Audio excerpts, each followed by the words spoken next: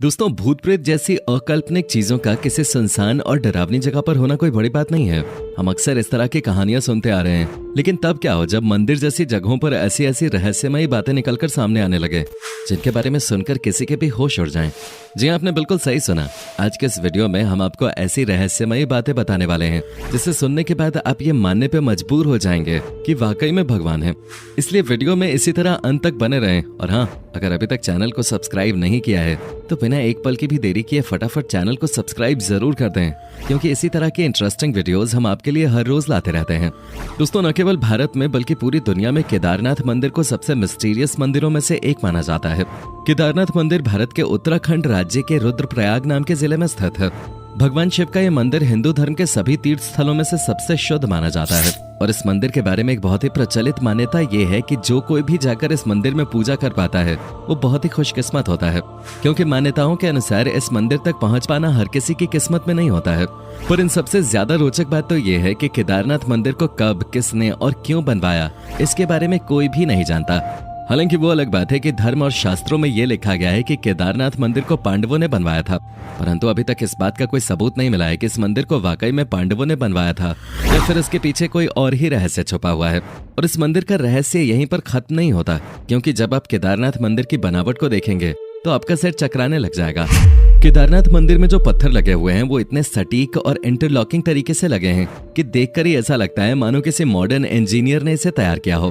पर ऐसा होना तो संभव नहीं है, क्योंकि ये मंदिर आज से हजारों साल पुराना है। और जिस किसी भी वक्त ये मंदिर बना होगा उस वक्त आज के समय में इस्तेमाल की जाने वाली मॉडर्न टेक्नोलॉजी का नामो निशान तक नहीं था। ऐसे में बिना किसी वर्तमान टेक्नोलॉजी के इस मंदिर को ऐसा बनाना अपने आप में किसी चमत्कार से कम नहीं है, क्योंकि कोई भी तूफान आए या फिर कितना ही बड़ा बवंडर क्यों ना आ जाए, इस मंदिर को कुछ भी नहीं हो सकता। तभी तो 16 जून 2013 को इतनी बड़ी सुनामी और तूफान में पूरा उत्तराखंड पानी में बह गया। यहाँ तक कि आज के जमाने की बड़ी बड़ी बिल्डिंगें जमीन पे ताश के पत्तों की तरह बिखर गई थीं। कितनी सारी बिल्डिंगें पानी के साथ पूरी तरह से तबाह हो गईं, लेकिन केदारनाथ मंदिर को आंच तक नहीं आई। पूरा का पूरा मंदिर वैसे का वैसा ही खड़ा रहा। भले ही पानी का सैलाब मंदिर के अंदर तक पहुंच गया था, जिसकी वजह से पूरा मंदिर पानी से डूब गया, लेकिन मंदिर को कुछ भी नहीं हुआ। जी हाँ, आज भी आप मंदिर को ठीक वैसा ही देखेंगे जैसा ये सालों पहले बनके तैयार हुआ था। अब ये बात सुनकर बहुत से लोगों को लग रहा होगा कि इसमें कौन सी बड़ी बात है। तो दोस्तों, जरा रुक जाइए। अब हम आपको जो बताने वाले हैं उसे सुनने के बाद आपके रोंगटे खड़े हो जाएंगे, क्योंकि उस वक्त बाढ़ के समय हर तरफ सिर्फ और सिर्फ पानी दिखाई दे रहा था। तभी उस बारिश में जब बहुत सारा पानी हो गया था, पीछे से एक बहुत बड़ा पत्थर पहाड़ से निकल कर आया और केदारनाथ मंदिर के जस्ट पीछे रुककर उसने पानी की धारा को 2 भागों में कर दिया। यानी कि पानी की तेज धार जो डायरेक्ट मंदिर को तबाह करने के लिए आगे बढ़ रही थी, उसे इस विशालकाय पत्थर ने बहुत ही चमत्कारिक तरीके से 2 भागों में बांट दिया, जिसकी वजह से मंदिर पूरी तरह सुरक्षित हो गया। ऐसे में सबसे बड़ा सवाल यह आता है कि जब लेटेस्ट टेक्नोलॉजी और मजबूत पत्थरों का इस्तेमाल करके बनी बड़ी बड़ी बिल्डिंग्स पानी के बहाव को नहीं झेल सकी और टूटकर बिखर गई, तो भला केदारनाथ मंदिर क्यों नहीं डूब सकता था। अब आप इसे कुछ भी कहें, लेकिन जब सारी बिल्डिंग्स टूटकर बिखर रही थीं, तो एक विशालकाय पत्थर ने मंदिर को सुरक्षित रखने का काम किया। इस घटना के बाद लोगों को यह एहसास हुआ कि सच में जिस केदारनाथ मंदिर की पूजा करने के लिए लोग मीलों की दूरी तय करके आते हैं, वो वाकई में कितना रहस्यमयी और चमत्कारिक है।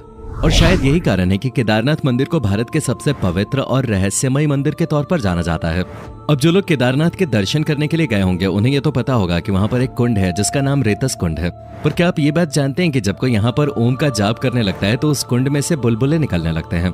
अब जाहिर सी बात है ये कोई नॉर्मल चीज तो है नहीं, इसलिए बहुत से अलग अलग एक्सपर्ट्स और रिसर्चर्स ने यहाँ आकर इस बात को जानने की कोशिश की कि आखिर ऐसा क्यों होता है। पर इतनी सारी खोजबीन करने के बावजूद उन्हें इसका कोई भी वैज्ञानिक तर्क नहीं मिला। और अभी भी बहुत से वैज्ञानिक ये बात सोचने में लगे हुए हैं कि आखिर ओम का जाप करने पे ही इस कुंड से बुलबुले क्यों निकलते हैं। अगर आपको इस बात का जवाब पता हो तो हमें और हमारे दर्शकों को कमेंट में बताना मत भूलिएगा। अब दोस्तों, ये बात तो आप भली भांति जानते हैं कि केदारनाथ एक ऐसा धाम है जो 6 महीने खुला रहता है और 6 महीने बंद रहता है। पर दिमाग को हिला देने वाली बात तो तब पता चलती है जब 6 महीना ये मंदिर बंद रहता है, तो यहाँ सबसे ज्यादा अजीब घटना घटती है जिसे वहाँ के लोग महसूस भी कर सकते हैं। असल में केदारनाथ मंदिर के आसपास रहने वाले लोगों का ये कहना है कि जब 6 महीने इस मंदिर का द्वार बंद हो जाता है तो किसी को भी इस मंदिर के अंदर प्रवेश नहीं करने दिया जाता है, फिर चाहे वो कितना भी बड़ा VIP ही क्यों ना हो। एक बार अगर मंदिर का कपाट बंद हो गया तो वो सीधा 6 महीने बाद ही खुलता है और पूरे 6 महीने मंदिर में किसी भी प्रकार की कोई साफ सफाई नहीं होती है। यहाँ तक कि मंदिर के अंदर जो दीपक जलाने का काम होता है वो भी कोई पंडित जाकर नहीं करता, यानी कि मंदिर के अंदर का पूरा प्रवेश बंद कर दिया जाता है और सिवाय उस मंदिर के अंदर भगवान भोले के और कोई नहीं होता। क्योंकि एक बार जब मंदिर बंद होता है तो वो सीधा 6 महीने बाद ही दर्शन के लिए खुलता है। पर जब मंदिर का कपाट 6 महीने बाद खुलता है तो लोग ये देखते हैं कि उसके अंदर का दीपक लगातार जल रहा है।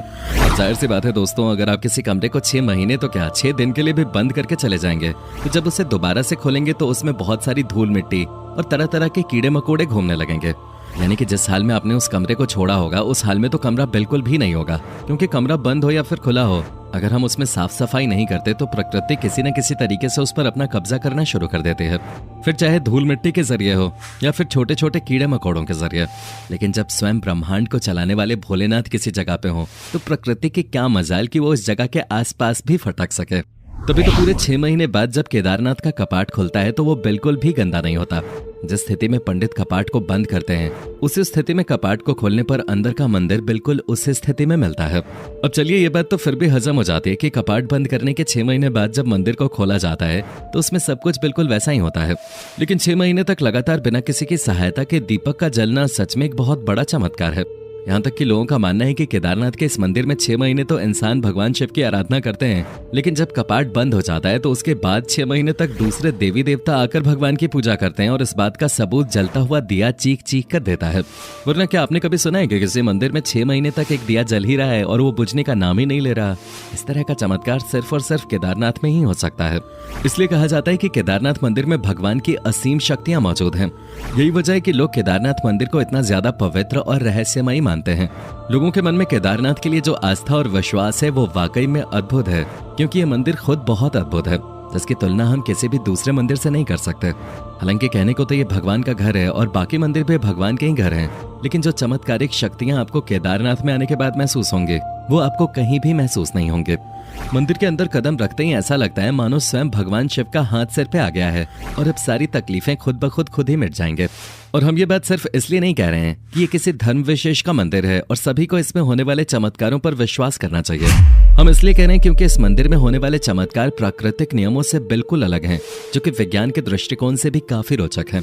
अब आप किसी भी धर्म से क्यों न ताल्लुक रखते हैं, लेकिन अगर आप विज्ञान को मानते हैं तो एक बार इस मंदिर में जाकर यहाँ होने वाले चमत्कारों को जरूर महसूस करिएगा, जिसके बाद आपको ये समझ में आ जाएगा कि इस दुनिया में कुछ ऐसी भी चीजें हैं जिनका विज्ञान से कोई लेना देना नहीं है, वो सिर्फ और सिर्फ चमत्कार पर चलते हैं। बाकी आप केदारनाथ मंदिर में होने वाले चमत्कारों पर कितना विश्वास करते हैं इसके बारे में हमें कमेंट में जरूर बताइएगा। और इसी तरह के रोमांचक वीडियोस को लगातार देखते रहने के लिए चैनल को लाइक, शेयर और सब्सक्राइब करना बिल्कुल भी ना भूलें। धन्यवाद।